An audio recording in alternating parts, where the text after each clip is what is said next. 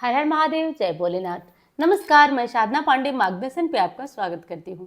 आज भोलेनाथ की और माता की कृपा से हम पहुंच चुके 7वीं नवरात्रि पे। 7वीं नवरात्रि माँ कालरात्रि का दिन है।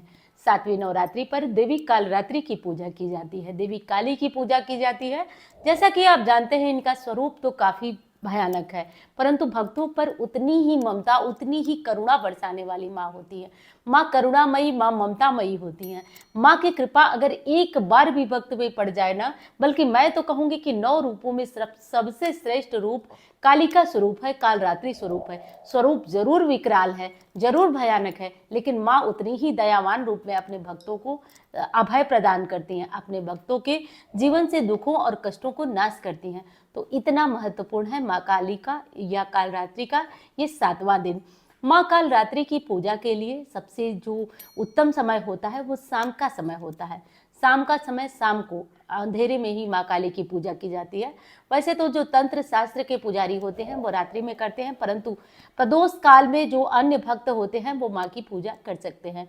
प्रदोष काल में शाम के समय का पूजा मुहूर्त है 5:32 से, और उसके बाद 1 घंटे का लगभग मुहूर्त है 5:32 से और 6:30 तक। तो इस मुहूर्त में आप जो है पूजा माँ की कर लीजिएगा। तो ये मुहूर्त सबसे उत्तम मुहूर्त होता है। काम शाम के समय कुछ तंत्र शास्त्र को मानने वाले आज रात्रि में जो है अनुष्ठान करते हैं, परंतु हमें तंत्र नहीं बल्कि सात्विक प्रयोग करना है, सात्विक पूजा करना है। तो इस तरीके से करके आपको अपना पूजा अनुष्ठान पूरी तरह से करना है। माँ कालरात्रि की पूजा के लिए मुहूर्त तो मैंने बताया। कौन सा वस्त्र पहनेंगे, तो दोस्तों आज नीले रंग का वस्त्र पहना जाता है, बैगनी रंग का वस्त्र पहना जाता है, और नीले या बैगनी रंग का वस्त्र पहनकर माँ कालरात्रि की, देवी काली की पूजा की जाती है।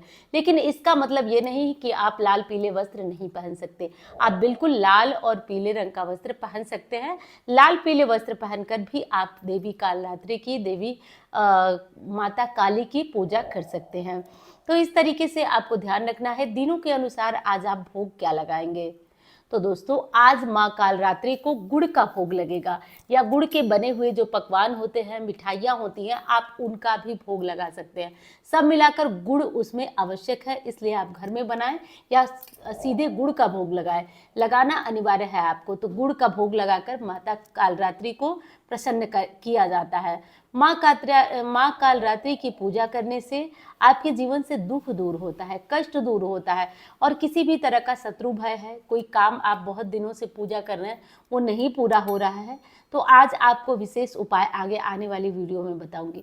अगर आप बहुत दिनों से, लंबे समय से परेशान हैं तो आज क्या कर सकते हैं, क्योंकि 7वीं, 8वीं और 9वीं ये तीनों नवरात्रियां बड़ी विशेष होती हैं, और जो भक्त पूरे 9 दिनों का व्रत नहीं कर पाते हैं वो केवल सप्तमी, अष्टमी, नौमी का व्रत कर 9 दिनों के व्रत का संपूर्ण फल पा सकते हैं।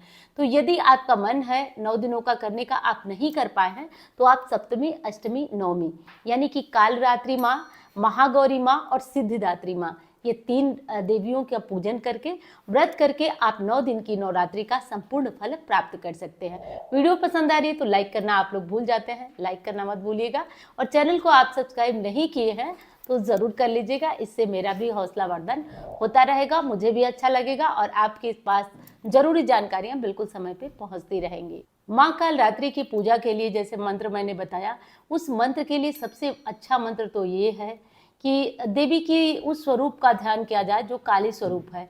तो काली जी के किसी भी मंत्र का जप कर सकते हैं, या फिर ये भी मंत्र जप सकते हैं, सर्वमंगल मांगल्य वाला, आप लोग जानते हैं।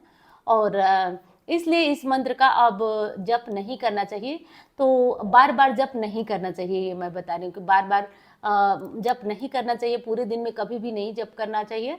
तो इसलिए मैं नहीं जप रही हूँ। आप सर्वमंगल मांगल्य वाले का जप कर सकते हैं, या फिर जयंती मंगला काली, भद्रकाली, जानते हैं आप लोग। डिस्क्रिप्शन में जहाँ तक हो सकेगा कोशिश करूंगी कि मैं मंत्रों को डाल दूं। तो इस मंत्र का सबसे अच्छा जो जयंती मंगला काली, भद्रकाली, कपालिनी वाला है, वो मंत्र आप जपिएगा। वैसे मुझे बोलने में कोई दिक्कत है नहीं, क्योंकि जैसा कि आप लोग जानते हैं, भोलेनाथ की कृपा से, आप लोगों के प्यार से और हमारे पूरे मार्गदर्शन परिवार की खुशहाली के लिए मैंने तो 9 दिनों का व्रत रखा है, लेकिन कभी कभी ऐसा लगता है ना कि माँ के मंत्रों का जप हर समय नहीं होना चाहिए, केवल आसन पर। बहुत सारे लोग बोलते हैं आप कभी भी मंत्र का जप कर सकते हैं, लेकिन देखिए कभी भी नाम जप किया जा सकता है, मंत्र जप तो मुझे लगता है कि पर्टिकुलर एक स्थान पर बैठ कर ही करना चाहिए। तो मंत्रों को मैं तो बार बार नहीं बोलती हूँ, जहाँ पे बैठती हूँ पूजा करती हूँ मैं, हाँ नाम बोलती रहती हूँ, ये करती हूँ। तो इसलिए जयंती मंगला काली वाला जहाँ तक कोशिश करूँगी मैं डिस्क्रिप्शन में मंत्रों को डाल देने की कोशिश करूँगी। तो ये चीज़ आप ध्यान रखिएगा। आज देवी कालरात्रि का दिन है, तो आज आप भी जो व्रतधारी हैं वो गुड़ का प्रसाद जरूर खाएंगे। अब एक चीज़ का और ध्यान दीजिएगा, जैसे आज आप 7वां नवरात्रि है और अब तक जो 9 दिनों के व्रतधारी होते हैं वो थोड़े थोड़े ज़्यादा लड़खड़ाने लगते हैं, लेकिन घबराना नहीं है, माँ शक्ति देंगी। माँ जब ऐसे लड़खड़ाहट हो, दिक्कत हो, परेशानी हो, तो आप माँ से एक चीज़ कहिए कि माँ मैंने ये व्रत आपके निमित्त रखा है, आप ही मुझे ताकत दो। विश्वास मानिए, जो एनर्जी ड्रिंक होती है उतनी तेज आपको नहीं एनर्जी दे पाएगी जितनी तेज माँ देती है। माँ ही शक्ति देती है। विश्वास करिए कि 9 दिनों का ये जो व्रत होता है ना, किसी फलाहार में इतनी ताकत नहीं है, ये सब माँ की कृपा है जो आप 9 दिनों का व्रत पूर्ण कर पाते हैं। तो इसलिए आप एकदम माँ से शक्ति मांगिए, कहीं किसी तरह से घबराने की आवश्यकता आपको नहीं है। देवी कालरात्रि की पूजा में उपाय क्या करना है, सबसे बढ़िया उपाय आज बता देती हूँ। शाम का जो मुहूर्त है आप करिए, सुबह में भी पूजा करिए, ऐसा नहीं कि केवल शाम में करना है। शाम में आप उपाय कर लीजिए, सुबह में पूजा कर लीजिए। एक चौमुखा आटे का दीपक बनाइए, चौमुखा आटे का दीपक बनाइए और इस दीपक को आप आराम से रख दीजिए। दीपक में थोड़ा सा इत्र मिलाइए और आप बैठ करके देवी के जो मंत्र मैंने बताया उस मंत्र का 108 बार आज जप कर लीजिए, क्योंकि इससे माँ की विशेष कृपा मिलती है। शाम के संध्या समय ये सभी काम के लिए बहुत उत्तम है, सभी चीज़ों को सिद्ध करने के लिए उत्तम है। तो ये सारी जरूरी चीज़ें थी जो मैंने आपको बताया। तो दिवाली और अक्षय तृतीया पे आपके लिए धन पोटली जाती है, धन वर्षा पोटली। तो इस बार भी आपके लिए धनदायक पोटली जाने वाली है। और ये पोटली का जाना मतलब ऑर्डर तो आप लोगों के आना शुरू हो चुके हैं। जैसे जो लोग अक्षय तृतीया पे लिए हैं वो उसे रख सकते हैं। और हाँ, इस पोटली को आप कितना ले सकते हैं ये भी पूछा गया है कि इस पोटली को हम कहाँ कहाँ रख सकते हैं। तो इस पोटली को आप अपने लॉकर में रख सकते हैं, आप अपने पूजा घर में रख सकते हैं, आप अपने ऑफिस में रख सकते हैं, आप अपने यहाँ तक कि जो आपका बैग होता है, जिस बैग को लेकर आप कोई फील्ड जॉब करते हैं, आप उसमें हर जगह ये पोटली चमत्कार करती है। और इसको केवल और केवल भोलेनाथ जानते हैं और वो लोग जानते हैं जो इसके प्रभाव को जानते हैं। इस साल पोटली के साथ श्रीयंत्र भी आपके लिए जा रहा है। श्रीयंत्र कौन सा बेहतर होता है, एक तो देखिए आता है प्लेट वाला श्रीयंत्र, जो बिल्कुल प्लेट की तरह, लाओ मैं खोल लेती हूँ, प्लेट की तरह श्रीयंत्र होता है, जो कि आप देखे होंगे कि प्लेट की तरह होता है, तो वो उतना प्रभावशाली नहीं होता है। एक होता है पिरामिड की तरह, देखिए जैसा कि मेरे हाथ में है, मैं आपको खोल कर दिखाती हूँ। ये मैंने ऑर्डर देकर स्पेशली बनवाया है आप लोगों के लिए। और अगर आप इसके वजन की बात करें तो ये पूरी तरह से ठोस है, लगभग मैंने वजन किया तो नहीं, लेकिन लगभग 400-500 ग्राम से कम नहीं होगा। और देखिए ये जो पिरामिड वाला श्रीयंत्र होता है, आप लोगों को दिखा रही हूँ, इसका महत्व बहुत ज़्यादा होता है, इसका महत्व बहुत अधिक होता है। और इस महत्व, ये पिरामिड वाला जो श्रीयंत्र है, इससे कहा जाता है धनवर्षा होते, और कहा नहीं जाता है, प्रत्यक्ष इसका जो मैं कहती हूँ वो करके दिखाती हूँ, तो आप प्रत्यक्ष इसका परिणाम देखेंगे। केवल इस पे हल्दी कुमकुम वो आप प्रतिदिन थोड़ा थोड़ा चढ़ाते रहिए और आप कहिए, अगली बार आप देखिएगा, कहिएगा अगले साल कि दीदी क्या इसका असर रहा। ये साक्षात माँ लक्ष्मी जो इनके सामने खड़े होकर मांग देंगे ना, क्योंकि देखिए केवल पोटली हो, सामान भर देने से कोई पोटली पोटली नहीं बन जाती है। श्रीयंत्र इस तरह से आप रख दिए तो श्रीयंत्र, और क्यों मैं इसको ऑर्डर देके बनवाई हूँ सुनिए, इसको ना पीट पीट कर नहीं बनाया जाता है, जो इसीलिए इसके एक एक चीज़ को ध्यान रखा मैंने, पीट करके नहीं बनाया जाता है। तो बहुत विशेष बातें कहने लगूंगी, वीडियोस लंबी हो जाएंगी।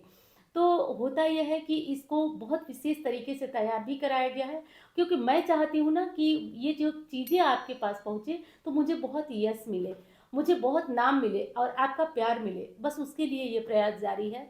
तो श्रीयंत्र जो है इनके सामने खड़े होकर, क्योंकि इस तरीके से आप आमंत्रित होता है ना, लगभग दोस्तों धनतेरस से लेकर दिवाली तक का जो पूजा इसकी होती है, पूजा विधि, वो यही कारण है कि आप लोग बताते हैं कि वो फायदा, क्योंकि वो पूजा ही अलग होती है। और वो इस बार श्रीयंत्र को, तो कोई भी पोटली हो गई, श्रीयंत्र हो गया, वो उस तरीके से प्रभावी नहीं होता है, लेकिन जब आप उसे अभिमंत्रित कर देते हैं ना, तो उसमें जान आ जाती है, जान। अब ले जा करके आपको कोई पूजा नहीं करना है, रख दीजिए, हल्दी कुमकुम चढ़ाते रहिए। शुक्रवार शुक्रवार आपका मन करे तो आप इनको पंचामृत से या केवल गंगा जल से स्नान करा दीजिए, और फिर आप इस पे हल्दी कुमकुम, केवल इतना मात्र कहिए, 1 साल में 101% आपको यहाँ पे गारंटी दे रही हूँ, दावा कर रही हूँ, आपको जीवन बदलेगा चमत्कारी ढंग से। ये बता देती हूँ आपको। और दूसरी चीज है, जैसा कि एक लॉकेट है, एक लॉकेट है जो कि धन वृद्धि लॉकेट है। कहने को तो धन वृद्धि लॉकेट है, लेकिन केवल धन में ही नहीं, जैसे परिवार का कोई सदस्य दूर जाता है, आपको चिंता लगी रहती है, वो सुरक्षित लौटे, उसके लिए भी वो लॉकेट। तो हर तरीके से ये लॉकेट, उसमें जो चांदी का वो होगा, चांदी का एक बॉक्स की तरह होता है, उस पर लक्ष्मी जी की आकृति बनी रहेगी। तो विशेष तरीके से तैयार कराया जा रहा है। ऑर्डर दे दिया है मैंने, उसका सैंपल है नहीं मेरे पास, जैसे ही आ जाता है मैं वो दिखाऊंगी। तो वो चांदी का बॉक्स है और उसी में वो बनाया जाएगा, गले में लाल धागे में आपको पहनना होगा।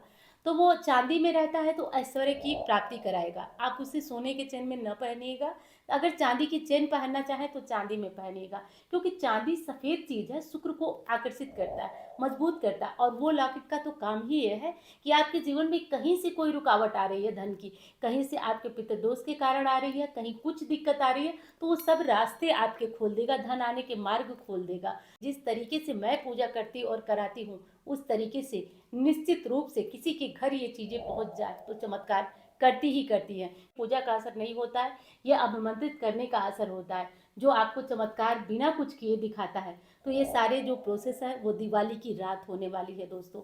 और दिवाली की रात, और अब आपके मन में आएगा कि ये चीज़ें हमें कैसे मिलेंगी, तो हर साल की बात ही, ऑफिस नंबर एक ही नंबर मेरा है, उस पर संपर्क कर सकते हैं आप। और कम से कम आप अपना नाम नोट करा दीजिए। लेकिन दिक्कत क्या होती है, क्योंकि कुछ दिनों के बाद जल्दी ही, हर साल मैंने जब जब ये किया तो मेरा सामान ही खत्म हो जाता है, लोगों की मांग नहीं खत्म होती है। हर साल ये भोलेनाथ जानते हैं, ये मत सोचिएगा कि मैं कोई बड़ाई के लिए। अब उसमें जो कुछ लोग जो मुझे अक्सर बात करते हैं वो नाराज होने लगते हैं, लेकिन आप लोगों से यही प्रार्थना है कि अगर आप लोगों को लेना है तो कम से कम नाम तो नोट करा दीजिए, क्योंकि उसके बाद जो एक समय होगा उसके बाद मैं बता दूंगी कि अब जो है नहीं लिया जाएगा। क्योंकि देखिए, लेने की ही बात नहीं है, सकुशल आपके घर तक भेजने की बात है। क्योंकि ये चीज़ें ना सकुशल आपके घर तक पहुँचे, ये बड़ा महत्व। तो केवल उतने ही लोगों को मैं सोच रही हूँ लिया जाए, जितने लोगों को हम सभी, हमारा स्टाफ पहुँचा पाए। क्योंकि जैसे आप जानते हैं बहुत बड़ा स्टाफ है नहीं मेरे पास, तो जितना मैं और मेरे स्टाफ कर सके केवल उतना ही चीज़ें मैं रखना चाहती हूँ। बहुत ज़्यादा ऑर्डर लेकर के फिर परेशान हो जाना, चीज़ें जा ना पाए, तो ये सब दिक्कत वाली बात हो जाती है। अब रही बात ये कि थोड़ा सा आपको धैर्य रखना होगा, क्योंकि ये चीज़ें पहुँचने में 1 महीने तक का समय लग जाता है, क्योंकि काम लंबा होता है, धीरे धीरे होता है, लेकिन चीज़ें अच्छे से होती हैं। तो अभिमंत्रित तो दिवाली की रात हो जाएंगी, फिर जैसे जैसे आपके ऑर्डर आए रहेंगे, जैसे मान लीजिए अब कोई किसी का ऑर्डर जो है सबसे लेट में है और वो उम्मीद करे कि सबसे पहले उसको पहुंच जाए, तो ये नहीं हो पाता है। उसके लिए माफ़ करिएगा, क्योंकि जैसे जैसे आपके ऑर्डर होते हैं भेजना भी हमें वैसे वैसे ही होता है।